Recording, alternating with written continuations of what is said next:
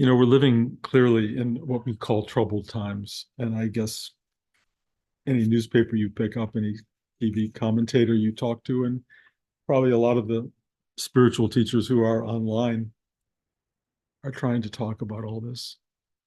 And it's not like the world hasn't always been troubled in some foundational way with drama going on, but this is a pretty big cycle of stuff and with incredible implications and potential outcomes. And we're all relatively powerless other than our ability to express our self to the in the voting polls, in the voting booths, and in a way to each other every day.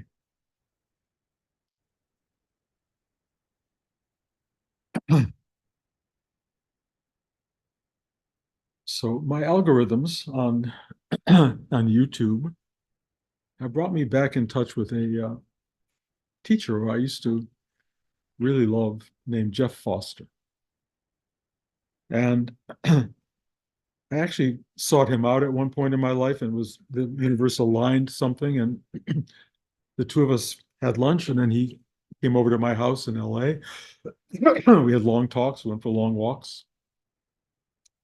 And he was, at that moment in time, what I was becoming as well was what I can call a non-dualist, someone who senses that we are not separate from everything that is, that we are one with it, but in some way, the way non-dualism is taught is that because you realize you're oceanic, you don't have to be a wave, you don't have to be a molecule, you don't have to be personal, you just become the ocean, which is a great idea, except it's not exactly true.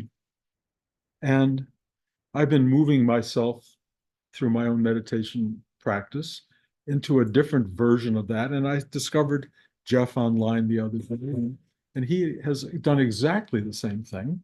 And I would say, if you get tired of listening to me and my talks, find Jeff Foster online, because he's very articulate and quite a wonderful spokesperson for the journey into being a person, just being a person, and what that means, and the holiness and the totality and the oceanic version of being just you, whoever you are. Because so many people trying to get into non-dualistic oceanic self are really trying to get away from their personal self, their individual self. Oh, it doesn't matter because I am the totality, which is not untrue, but it kind of does matter because there will be times in life where you will experience being uh, in pain, suffering, uh, angry, anxiety ridden, and you will go, well, that's not really me. I'm the ocean. I don't have to deal with that stuff. Well, yes, you do. You do. You're a person, and you have to deal with fear, anxiety, disturbance, joy, love, the whole package. And there's probably, in my sense of it, Jeff's I sense the same thing, a cosmic prerogative to become aware of how this oceanic quality of existence focuses down into this little nervous person. How does that work? How can I be so imperfect and yet part of the totality of the universe? It's a mystery. It's kind of an amazing mystery. And it's a mystery that many people don't even begin to explore. Most people, I think, just live their life out of touch, out of awareness of the larger contextual grandeur, if you will, of what it means to be alive and human. They miss the boat, I think. Maybe they get the boat later on. Maybe it doesn't matter. But as I try to explain week by week or day by day, the connection to the depth of your psyche, of your soul, of your oceanic core presents you with a different version of life. It allows you to see it contextually as part of something very big and very grand. Why it involves anxiety and nervousness and suffering and sadness and beauty and wonder and joy, if you get the answer to that, call me, because I don't have answers on the traditional sense, but I do have a sense that's more than a sense because it's so profoundly embedded, an awareness that it's exactly as it should be. It's what it is. And one can learn to live with that in a dismissive way, going, oh, well, it's kind of what it is, or with a kind of imbued sense of wonder at even this pain, even my Charlie horse during class, even at whatever it is, it's all part of this grand total of being. Why does it involve suffering and worry and all that other stuff? You're coming to the wrong person. All I can tell you is it does.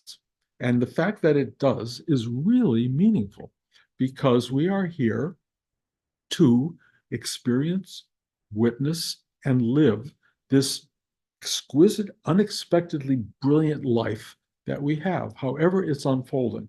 And it will unfold differently for everybody. And we'll compare ourselves to other people and we'll feel better than and less than and angry at and joyful with and loving of others. But that's part of the equation. Trying to get to a place that transcends that, that gets beyond all that, is, as Jeff will talk about, and as I try to talk about, kind of not exactly the goal. I won't say it's a waste of time because trying seems to be meaningful. And my own journey into discovering non-duality and discovering that I am one with everything and there is no Bruce at all was an incredible moment of what, wow, wow. And then Paul Hederman, the guy whose talk I was listening to when Bruce disappeared, had lunch, and we had lunch a few months later, and I was expressing a little bit of some of my maybe discontents, and he said, "Oh, you're brucing. You're brucing." And I was back to starting to filter in the Bruce thing, and I felt, "What am I doing wrong? What's wrong? I'm not doing it right. I've got to be nobody. I've got to be emptied out." And the emptied out was amazing experience. You've heard this, I think, but when I first came back to see Blanche after that emptying out experience, and I told her Bruce didn't even come. Bruce didn't come home. This is I am this, whatever this is. And she said, "Do you still love me?" And I went, "I love you more than Bruce ever could." And that was like a really major statement because I had found a love from my own wife, who I had known for, at that point, 45 years or so, that was transcendent of Bruce. But what has come from that is all these years of brucing later and becoming just myself again. I know that the love I learned about in that moment and the love I feel right now is all the above. It's a Bruce, and it's also cosmic. And why is it both? Because we are the totality. But the totality is not relief from being human, it's being human. It's being human. Live your life, whatever you can do. I was talking to my friend Anne yesterday. Anne, forgive me if I'm embarrassing us. And we came up with 3 words to define how to live your life. And I wrote them down because I thought I would forget. Not words, but phrases. And this will probably get me kicked off the internet. One phrase about how to live your life and what you should say: it doesn't matter. Another phrase: whatever. And the third phase: fuck it. If you can embody those ideas in your day-to-day existence, you will have a brilliant, beautiful, spiritual life. If you can go deep into your psyche and find that you can do this, you can live this life from that perspective, whatever, it really changes things. It really changes things. Blanche and I went to a gathering last night of people we haven't seen in a long time, and old all have gotten very old, and I did not want to go.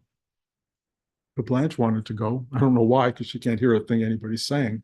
But I thought, okay, we'll just go. The only way I was able to go is whatever, and the other words I used. And we went to this gathering, and I was like, and it was wonderful. It was really wonderful. And we left early. I didn't care. I got in line in the wrong part of the line and got the first food available because everybody was lining up over there and I didn't see it. I was coming from the other direction and everybody was looking at me as I'm taking all the food and Blanche is taking the food. I went, oh, well, what are you going to do? And it was a absolutely not, I will not say joyous, but it was not the dramatic life that or experience that I was waiting for. It was fine. It was fine. Everything in life, not that it's always exactly the way you want it. Often it's not the way you want it. But the cosmic version of that is whatever, whatever. It's okay. And it actually is, if you've had any kind of inner meditation experience, that whatever is defined by a cosmic embrace. It's something not just in your mind that's saying that, it's something in your whole body and being. It's embracing you for being alive, for going through the next minute and the minutia of the next minute, not just becoming alive into the world and fighting and drama and thinking and what are we going to do and it's so terrible and all. It's like being in all of that with this kind of inner vision that goes, oh, oh, it kind of like amazement that the stupidest little nothing thing is meaningful. I've gotten to this place here. I mean, it's ridiculous, but if there's a crumb on the floor, I bend down and I pick it up and I throw it away. I would never have done that. I wait till the housekeeper will be here. I don't have to pick up crumbs on the floor. But now I pick up a crumb on the floor and I hear Rudy going, his old line, if it's in front of you, it's yours, and do something. You can do it. And also, I've learned if you bend down and pick up a crumb off the floor, it's good for your body to bend and stand up again. It's not a stupid thing, it's a really worthwhile thing. And life is like suddenly this cosmic dance of stupid things like picking up crumbs. It's a way of living that is so unexpected to me. And as I'm getting older and all these trials and tribulations are starting, and I know I can bore you with endless trials and tribulations, but stuff happens as you get older. And I'd be happy to share that with you if you ever care about it. But the reality is, oh, whatever. This is what happens. It's the way it goes. And if you want a way of manipulating yourself through the universe that works for you, accept it. Accept it from not a place of your mind, which is problematic, but from your deepest heart. I shared with my grandson Eli this morning these 3 words. It doesn't matter, whatever, fuck it. And I said I was going to talk about it in class today. And he went, I don't know if you should do that. I don't think you should use those words. And he said also, that's not a good way for some people to live. It's like it gives them an excuse to live badly. And I thought about it and I said, you are a wise soul, but to people with an open heart and a deepening psyche, these words can be a real guide, a real help. It's all about how horizontal or how vertical you are in your life. If you have a verticality, which means you go deep and you go high and you expand outward, you have a kind of way of accommodating whatever. If you're living horizontally and it's like, whatever, yeah, no, that's not a good line. And all of this could be totally misinterpreted by anybody. And I know that's true. And I also know that what I'm saying may be getting away from what people want out of their spiritual life, which is transcendence and having something remove them from suffering and disturbance in the world. I am not offering that. If you go to Jeff Foster, who's, I think, evolving in ways that I really, really appreciate, you'll find the same kind of teaching. So I am aware that it's a teaching that may not be wanted or appreciated by everybody. And I can say to you, sign off. Sign off. It's fine. I, to me, true liberation is when none of you want to hear me anymore. Done. I'm going to go just, I don't know what I'm going to, whatever, whatever. I'm going to watch the birds and feed the fish.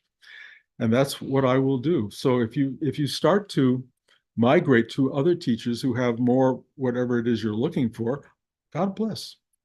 Go for it. Go for it. I will miss you, but you will be liberated into your own life, and I will be liberated from having to share things that, maybe or maybe not talk to you. But all I can say is, for now, there's this extraordinary opportunity to see the world through the eyes of a cosmic awareness. It does not free you from anything, but boy, oh boy, does it make it vivid, amazing, remarkable. Seeing the world through these cosmological, vast expanse of visionary eyes um, is a way to see life. It's just a way. And that comes from deep inside. If you haven't dug deep, you won't see it in a deep way. If you've only dug deep in your brain, you'll understand and you'll think and you'll compute and do all that stuff. But that's only a very thin layer of who you are. If you've gotten into your heart and you've taken a breath and ask for help to surrender and let go and accept and embrace, oh my God, it's a whole different version. And if you've gotten into your gut and you do the same thing, this day-to-day thing that's so dull for most people is not dull. It's not dull. It's profound. It has universal aspect. It has divine aspect, and it's using you, who are not separate from it, to experience its own divinity. That's really what it's doing. You are a part of the force that will touch the world and, if you're lucky, help the world. And I think that's the real goal of what we're doing here, not to get free of our own neuroses and our own anxiety. It's to be honest about it. When you're with another person with anxiety, say, I have that too. And if you're a spiritual being, they'll go, what? You're supposed to, why do you have anxiety? Because you're human. You're human. And the fact that you acknowledge your humanity to another person is helpful. Not to sit around and mope around and say, oh God, it's also, yeah, right, I agree with you. It's not that at all. It's to go, whatever, from a really deep place. It doesn't matter. Fuck it. Find your way. So I don't have anything much more to say about any of this. I just know this class experiences, this person, Bruce, experiences this real love for each and every one of you in real terms, not that as a collective, because it's not collective, it's personal.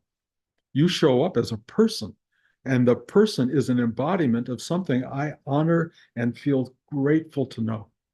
So every one of you is taken as an individual and part of a totality, and we are all on that ride together. It's going to be a weird ride, everybody. It's going to be really strange.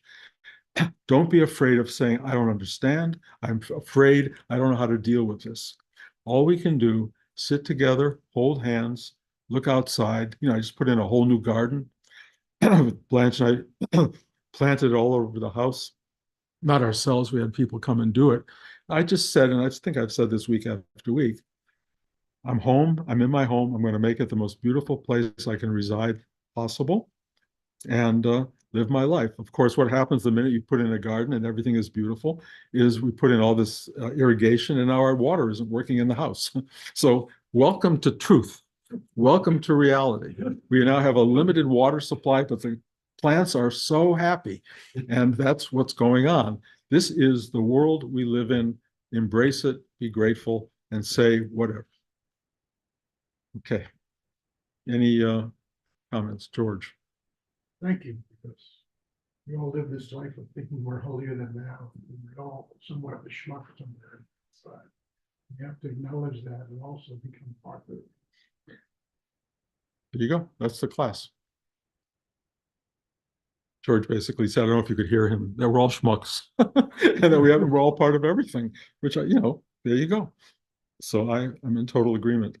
I can't see everybody's hands because you're on two screens. So if anybody has anything else to say, speak up. And if not, Marty, okay, I see you. Okay. I was recently returned from a trip to southern Cambodia and Phnom Penh Hmm. and at their school. And it was just an amazing experience. Phnom Penh is this huge metropolitan. You can't imagine. I went to just the most amazing wats and temples and pagodas, and even the killing fields. That was part of the, and it was just an amazing experience. Also to visit Heather's school, where many of the students had never even seen a foreigner. Hmm. Hmm. And, um, on the last day, the teacher that I was staying with asked if I wanted to attend a full moon ceremony at their local Wat. And I said, sure, that sounds great. um, so, um, of course, I had nothing but pretty much what I'm wearing now, shorts and a t-shirt.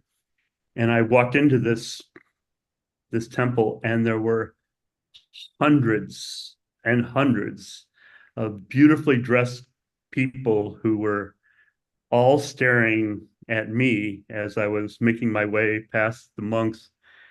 And it wasn't quite as bad as having your pants split down the back, but pretty darn close. Hmm. I was just so embarrassed. I just felt like the whole place was watching me, and I think the whole place was watching me.